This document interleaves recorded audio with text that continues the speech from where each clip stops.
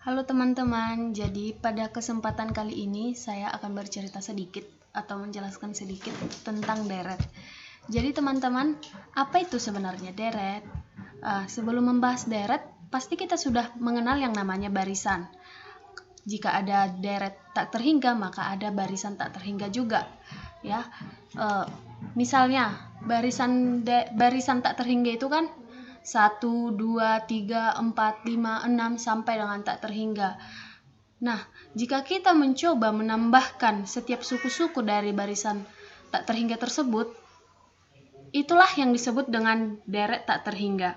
Misalnya seperti ini, kita mencoba menambahkan setiap suku-suku tak terhingga dari barisan tak terhingga dengan formula AN, di mana N sama dengan 1 sampai dengan tak terhingga. Jadi, suku yang pertamanya itu 1. Kita mau menambahkan semuanya. Berarti A1 ditambah A2 ditambah A3 sampai dengan AN sampai dengan tak terhingga. Maka penjumlahannya inilah yang dikatakan dengan deret. Oke, teman-teman. Atau bisa disimbolkan dengan sigma AN, di mana N sama dengan 1 sampai dengan tak terhingga, atau bisa juga dituliskan secara lebih singkatnya lagi, sigma AN. Nah, di sini apakah mungkin kita itu menambahkan semua barisan tak terhingga itu? Apakah mungkin? Karena kita tidak tahu di mana batasnya dari barisan tersebut jika kita mau menjumlahkannya, yang kita sebut dengan deret. Nah, misalnya seperti ini. 1 tambah 2 tambah 3 sampai dengan tak terhingga. Kita mau menjumlahkan. Nah, kita mendapat jumlah kumulatifnya itu jumlah suku pertama 1, jumlah 2 suku pertama 1 ditambah 2 sama dengan 3, jumlah 3 suku pertama 1 ditambah 2 ditambah 3 sama dengan 6. Ini dia dituliskan lebih jelas. 1, 3, 6. Nah, ini dia penjumlahan kumulatifnya. Sampai kita dapat menghitungnya sampai suku yang ke-6 dengan rumus mencari setiap sukunya, setiap penjumlahan suku N dikali N tambah 1 per 2. Yang mana semakin ditambahkan setiap suku, semakin ditambahkan semakin banyak, maka nilainya akan semakin besar. Nilai kumulatif penjumlahannya itu akan semakin besar. Sementara teman-teman, jika ada suku dengan deret seperti berikut. 1 per 2 tambah 1 per 4 ditambah 1 per 8. Nah, di mana rumus setiap sukunya ini, atau formula dari setiap sukunya itu adalah 1 per 2N. Jadi, setiap suku yang dijumlahkan itu bertambah 1 tambah 2, 1 per 2N. Seperti itu. Nah, kita dapatkan penjumlahan suku yang pertama setengah, jumlah suku yang kedua 3 per 4, sama perhitungannya seperti yang tadi. Jika kita menghitung misalnya jumlah dua suku pertama, berarti setengah ditambah 1/4, maka dia menjadi 3 per 4. Dan formula untuk mencari setiap jumlah suku-suku kita mendapatkan dan dituliskan juga diketahui di sini 1 dikurang 1 per 2 pangkat N. Lebih jelasnya ada disajikan dalam tabel. Misalnya N-nya adalah 1. Berarti kita masukkan ke dalam suku-suku, penjumlahan dari suku ke-1. Berarti penjumlahan dari suku ke-1 adalah setengah. Setengah sama dengan 0,5. Terus kalau misalkan kita masukkan N2, berarti kita coba masukkan ke formula yang ini, berarti 1 per 2 pangkat 2. Berarti 1 dikurang 1 per 4. Hasilnya adalah 3 per 4. Dan itu sama dengan 0,75. Dan teman-teman, kita lihat semakin banyak suku yang dijumlahkan, semakin ke kanan, maka jumlah kumulatifnya itu semakin kita lihat secara teratur, dia semakin besar, tetapi juga semakin menuju ke satu titik. Kita lihat di sini. Semakin besar 5, 7, 8, 9, 9. Dan ini kita bisa simpulkan bahwa setiap penjumlahan kumulatif suku pertama maupun suku keduanya itu menuju 1. Nah, jadi kita bisa menuliskan bahwa deret dari 1/2n, di mana n-nya mulai dari 1 sampai dengan tak terhingga, sama dengan 1. Seperti ini lebih jelasnya. Sigma 1/2n, di mana n sama dengan 1 sampai dengan tak terhingga, sama dengan setengah tambah 1/4 sampai dengan 1/2n n tak terhingga menuju 1 atau sama dengan 1. Itu artinya semakin dijumlahkan berarti dia semakin menuju ke 1 titik atau semakin mendekati 1 titik. Nah, kita juga menggunakan konsep yang sama untuk menentukan apakah deret yang umum memiliki jumlah atau tidak. Misalnya, kita mendapatkan S1 sama dengan A1. S1 ini berarti kita S itu kan jumlah.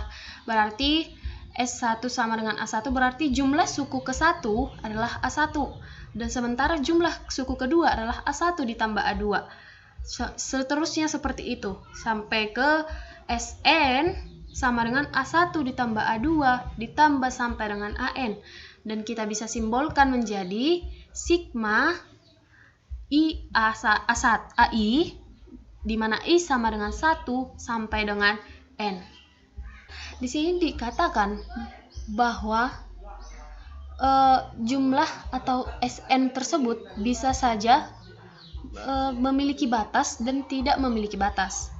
Nah, jika limit N menuju tak terhingga Sn sama dengan S ada, bernilai ada sebagai bilangan yang terbatas, maka kita bisa menyebutnya bahwa nilai dari limit tersebut adalah jumlah dari deret tak terhingga. Jumlah dari deret tak terhingga. Oke. Nah, untuk lebih jelasnya ada dijelaskan di definisi. Misalnya diberikan sebuah deret sigma An, di mana n sama dengan 1 sampai dengan tak terhingga, sama dengan A1 tambah A2 sampai dengan tak terhingga, di mana Sn melambangkan jumlah suku ke n. Maka rumus dari Sn tersebut adalah sigma AI, I sama dengan 1 sampai dengan n, maka sama dengan A1 tambah A2 sampai dengan An. Atau dengan kata lain, jumlah suku pertama ditambah suku kedua sampai dengan suku yang ke n. Jika barisan jika ini adalah konvergen dan limit dari n menuju tak terhingga Sn sama dengan S ada, bernilai ada sebagai bilangan real, maka penjumlahan An tersebut, penjumlahan dari setiap suku sampai ke n tersebut disebut konvergen. Dan kita menuliskan sigma An n sama dengan 1 sampai dengan tak terhingga sama dengan S.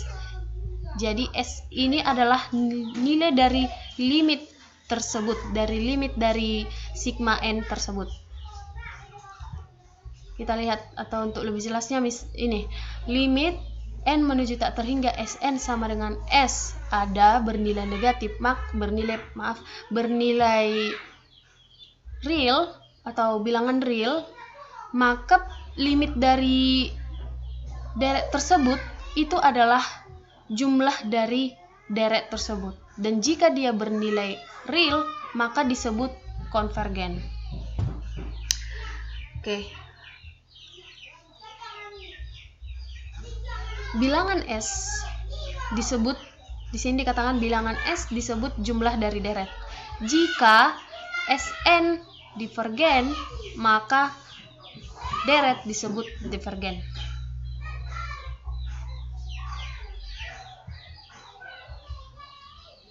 Jadi jumlah deret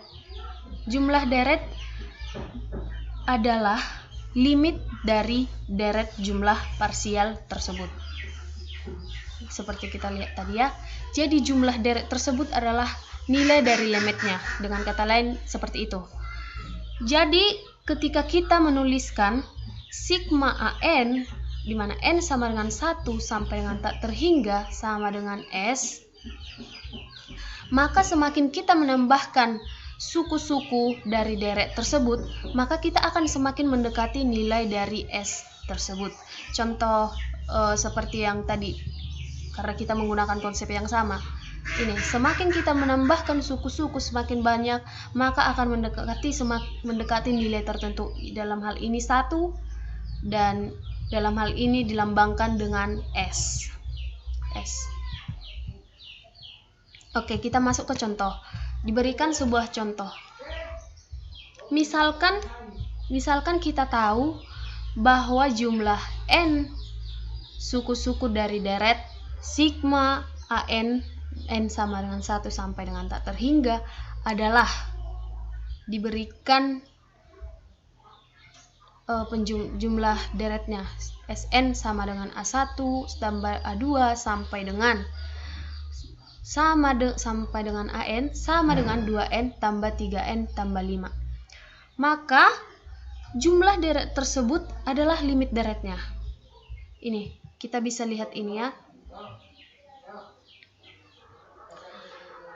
Dari sini hal yang sama juga berlaku dari sini seperti yang tadi. Berarti limit dari deretnya tersebut adalah Sn itu sendiri.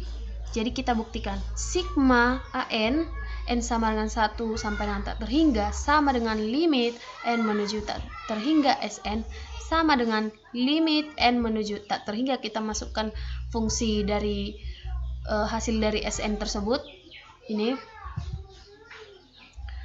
maka kita dapat limit N menuju tak terhingga 2/3 tambah 5/N sama dengan 2/3. Oke, selanjutnya contoh yang kedua. Jadi contoh yang kedua ini merupakan sebuah deret geometri. Nah, dalam geometri itu setiap suku yang diperoleh itu merupakan perkalian dengan rasio persekutuan suku sebelumnya. Jadi untuk mendapatkan suku yang kedua, kita harus mengalikan suku yang pertama dengan rasio yang sama, seterusnya sampai dengan AR pangkat N dikurang 1. Jadi A tambah AR kuadrat sampai dengan ditambah AR pangkat N dikurang 1 ditambah sampai dengan tak terhingga sama dengan sigma AR pangkat N dikurang 1, di mana N sama dengan 1 dan sampai dengan tak terhingga, dan A tidak boleh sama dengan 0. Nah, kita misalkan R-nya sama dengan 1. Kita akan menentukan jika R-nya sama dengan 1, apakah dia divergen atau konvergen. Nah, coba kita masukkan R sama dengan 1. Berarti jadi A dikali 0 ya. Tambah A, tambah A, tambah A, tambah A, tambah A. Begitu seterusnya. Sampai nanti menjadi, kita mendapat jadi NA. Oke, NA ini dia NA. Nah, nilai dari NA ini kita tidak bisa menentukan, tapi yang jelas NA ini kita tidak bisa menggambarkan dalam suatu bilangan real. Jadi NA ini bisa menjadi semakin besar atau justru semakin kecil. Nah, karena ini hasil dari Sn tidak ada, atau dengan kata lain tidak merupakan bilangan real, maka kita nyatakan bahwa deret tersebut adalah divergen. Karena kita sudah membahas tadi sebelumnya ya, kalau konvergen itu berarti dia menuju ke satu titik atau semakin mendekati satu titik. Sementara divergen adalah sebaliknya, dia tidak mendekati satu titik tetapi justru semakin besar atau semakin kecil. Jadi jika R sama dengan 1 maka deret tersebut adalah divergen. Oke. Nah, jika R sama dengan 1 divergen, bagaimana jika diberikan R tidak sama dengan 1? Nah, kita tuliskan kembali rumus-rumusnya, penjumlahan tadi. Jadi Sn sama dengan A ditambah AR kuadrat sampai dengan ditambah AR pangkat N dikurang 1. Dan kita mengalihkan setiap ruas kiri dan kanan dengan rasio. Jadi hasilnya rasio Sn sama dengan A dikali R sama dengan AR, AR dikali R, AR kuadrat, begitu seterusnya hingga AR pangkat N dikurang 1 ditambah AR N pangkat N.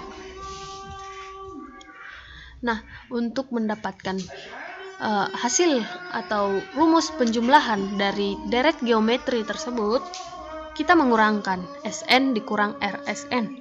Hasilnya adalah A dikurang AR pangkat N. Kenapa? Karena ini mulai dari AR sampai dengan AR pangkat N dikurang 1 sudah pasti bernilai 0. Jadi yang tersisa dari Sn dikurang Rsn adalah A dikurang AR pangkat N. Nah, ini dia. Sn sama dengan A dikali 1 dikurang R pangkat N per 1 dikurang R. Jadi ini persamaan yang baru. Kita harus mengingat ini. Ini jika R sama dengan tidak sama dengan 1. Dari sini sudah jelas bahwa R tidak boleh sama dengan 1 ya. Karena dia akan mendapatkan hasil yang tak terhingga. Jika R lebih kecil dari 1 dan lebih besar dari negatif 1, kita tahu bahwa R pangkat N hasilnya akan 0 jika N adalah tak terhingga. Sehingga limit Sn N menuju tak terhingga adalah limit N menuju tak terhingga. Kita substitusikan nilai Sn tadi menjadi limit N menuju tak terhingga A dikali 1 dikurang R pangkat N per 1 dikurang R. Hasilnya menjadi A per 1 dikurang R. Ini tidak ada ya. Jadi ketika nilai mutlak R, ini berarti jika dia nilai mutlak, berarti R tidak boleh bernilai negatif. Jadi ketika R lebih kecil dari 1, maka deret geometri tersebut adalah konvergen. Dan jumlahnya adalah A per 1 dikurang R, yang ini tadi. Nah, jadi ketika R lebih kecil atau sama dengan negatif 1, atau R justru lebih besar dari 1, maka barisan R pangkat N adalah divergen. Dan berdasarkan persamaan yang ketiga, yang ini, maka limit N menuju tak terhingga tidak ada. Maksudnya jika limit dari nilai Sn ini tidak ada, berarti dia divergen. Sehingga pada kasus deret geometri yang ini, deret tersebut adalah divergen. Oke, selanjutnya di sini diberikan sebuah teorema, di mana teoremanya menyatakan jika deret sigma AN, di mana N sama dengan 1 sampai dengan tak terhingga adalah konvergen, maka limitnya adalah 0. Seperti itu. Jadi jika limit dari deret tersebut adalah 0, maka deret tersebut adalah konvergen. Namun di sini dikatakan teorema tersebut tidak selamanya benar. Jika limit N menuju tak terhingga AN sama dengan 0, kita tidak bisa menyimpulkan bahwa deret tersebut adalah konvergen.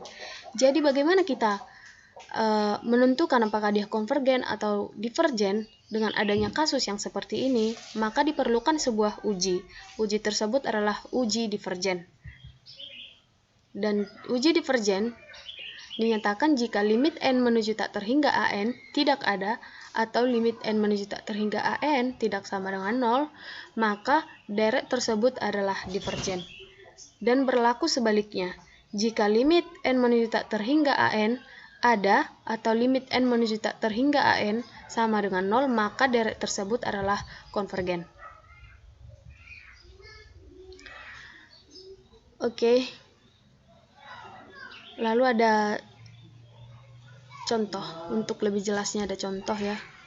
Buktikan bahwa deret sigma N kuadrat per 5N kuadrat tambah 4 adalah divergen. Nah, melalui teorema yang ke-6 tadi, untuk tes divergen yang tadi, berarti di sini kita hanya perlu membuktikan apakah limit dari deret tersebut sama dengan 0 ataukah tidak sama dengan 0. Nah, berdasarkan perhitungan, ternyata hasilnya menjadi 1/5. 1/5 tidak sama dengan 0, maka deret tersebut adalah divergen. Berdasarkan perhitungan ataupun teorema-teorema yang sudah kita bahas sebelumnya, kita tahu bahwa limit dari deret tersebut jika tidak sama dengan 0, maka deret tersebut adalah divergen. Namun, Jika kita menemukan limit dari deret tersebut sama dengan 0, kita tidak bisa memastikan kekonvergenan maupun kedivergenan deret tersebut. Begitu. Ada teorema yang ke-8 diberikan teorema tersebut menyatakan jika sigma AN dan sigma BN adalah konvergen, maka sigma si AN, di mana si konstan, dan sigma AN tambah BN dan sigma AN dikurang BN konvergen juga. Untuk penjelasannya ini ada definisinya. Yang pertama, sigma si AN sama dengan si sigma AN. Yang kedua, sigma AN tambah BN sama dengan sigma AN ditambah sigma BN. Yang ketiga, sigma AN dikurang BN sama dengan sigma AN dikurang BN. Jadi di sini hanya persoalan tentang mengasosiasikan maupun menjabarkan dari sigma atau deret tersebut. Oke, untuk lebih jelasnya ada contoh. Tentukan jumlah dari deret sigma 3 per n dikali n tambah 1 ditambah 1 per 2 pangkat n. Pertama-tama kita akan melihat sigma yang suku dari 1 per 2 pangkat n, deret 1 per 2 pangkat n. Oke. Nah, dari 1 per 2 pangkat n, seperti ini kita sudah jelaskan sebelumnya, jika deret tersebut adalah deret geometri. Nah, jadi suku yang pertamanya adalah setengah dan rasionya adalah setengah. Dan kita tinggal memasukkan ke rumus jumlah sukunya saja menjadi sigma 1 per 2 pangkat n sama dengan setengah per 1 dikurang setengah. Ini dari mana? Kita ingat kembali ya, kalau mencari deret itu jumlah deret adalah A atau suku pertama per 1 dikurang R atau rasio. Dalam hal ini A adalah setengah, R adalah setengah. Hasilnya adalah 1. Lalu begitu juga hal yang sama terjadi dengan 1 per N dikali N tambah 1 sama dengan 1. Nah, kita ingat kembali ya teorema yang ke-8 tadi. Kita memakai rumus yang ini. Jadi di sini kita tinggal menjabarkan penjumlahan dari tersebut saja. Ingat, sigma AN tambah BN sama dengan sigma AN tambah sigma BN. Oke, dalam hal ini adalah AN dan ini adalah BN. Berarti sigma 3 per N dikali N tambah 1 tambah 1 per 2N sama dengan sigma 3 per N dikali N tambah 1 ditambah sigma 1 per 2 pangkat N. Dalam hal sigma yang ini, sigma AN, kita memindahkan 3. Ini memakai definisinya yang pertama, yang ini, C konstan. Jadi hasilnya adalah 3 dikali 1, ini dari sini, dan ditambah sigma 1 per 2 pangkat N. Ini. Hasilnya adalah 4. Dengan demikian, jumlah dari deret konvergen tersebut adalah 4. Yang artinya semakin banyak suku yang ditambahkan, maka akan semakin mendekati nilai 4. Oke, seperti itu kira-kira. Oke, sekian penjelasan saya tentang deret tak terhingga dengan uji vergennya. Jadi intinya kembali lagi, sebuah deret jika dilimitkan hasilnya 0, kita tidak bisa menentukan apakah dia itu divergen ataukah konvergen, karena itu dibutuhkan sebuah uji divergen. Di mana uji divergen, jika limit deret tersebut tidak sama dengan 0, maka deret tersebut adalah divergen. Sebaliknya, jika limit dari deret tersebut adalah sama dengan 0, maka deret tersebut adalah adalah konvergen, atau jika limit dari deret tersebut bernilai ada, maka deret tersebut adalah konvergen.